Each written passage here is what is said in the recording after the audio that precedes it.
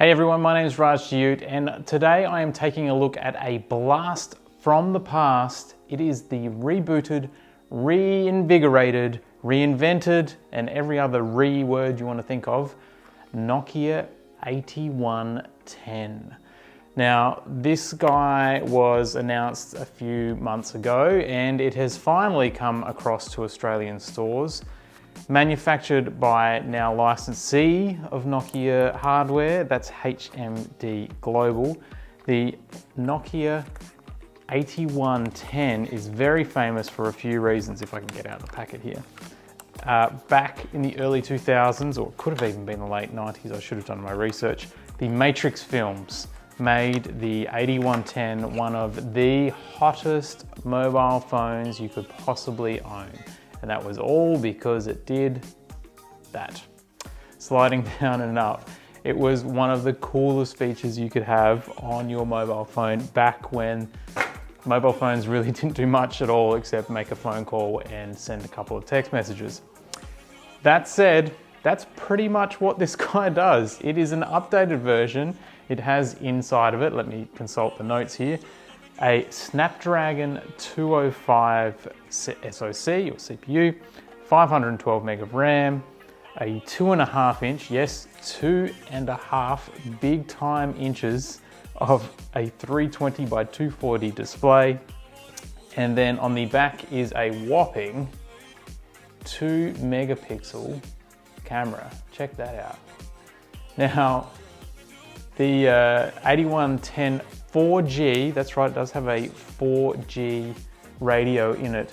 Isn't really designed to do much else besides scratch that nostalgic itch and perhaps for some people serve as a good phone, lightweight, can take it around, don't really need to do anything. Perhaps you want to get it for your kids, or perhaps you've got an elderly person in your life who just needs that communication device, because really there's not much more to it than being able to slide it open, punch in a few digits, and away you go. And the reason I say that is because it's not actually running Android, it's not running iOS obviously, it's running a version or a modified version of KaiOS, which is limiting in itself, but it does come preloaded with a few little apps like there's Google Maps on here, there's YouTube on here, what else? Snake, Nokia's infamous Snake makes a return, but don't think you're going to get the Snake of yesteryear. It is a very weird and very modified version of Snake that really sort of ruins the whole nostalgic classic thing for me, to be honest. And then beyond that, you've got, well, your texting application, messages, and you've got the ability to make phone calls. Makes sense.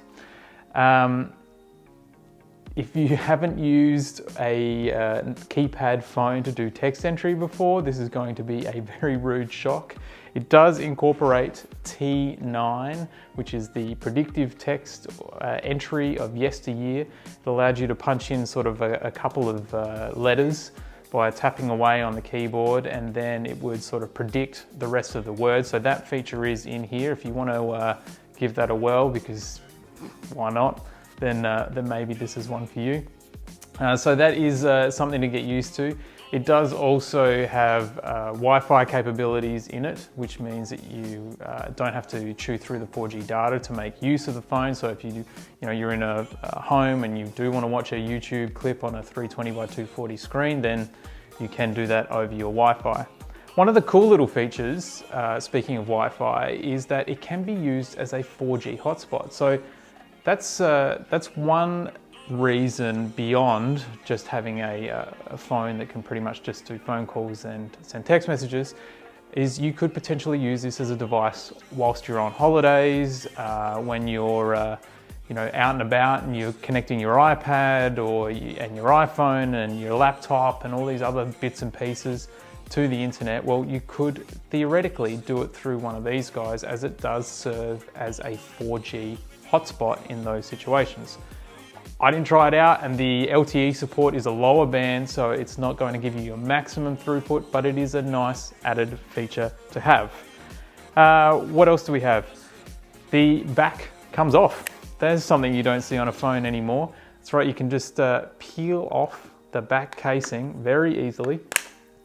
And inside you have a battery, which you will see here, and that too can be removed. How's that? Look at that. Features of yesteryear come to the future. You've also got your SIM card slot in there. Now it's a nano SIM, it is a micro SIM, not a nano SIM. So if you've already popped out the smallest size SIM from the card that you get from your phone provider, then unfortunately you're going to have to get another one. And there is also expandable storage in here. It's a micro SD card slot, which is pretty cool. I don't really know what you're going to be storing on it. Maybe photos, but yeah, maybe not. Who knows? Who knows? Yeah, so there you go. That's the new and improved AT110 4G from HMD Global / Nokia. It is available right now. It hit the stores late September, early October.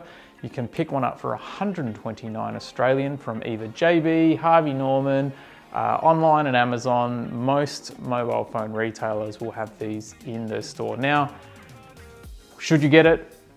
I don't know. Do you have the need for this in your life? Maybe you do, maybe you don't. I don't know, but I thought it'd be pretty cool to have a play with and a look at, and I thought you guys might be interested. So here we have it. Nokia's AT110 4G mobile, available in Australia right now.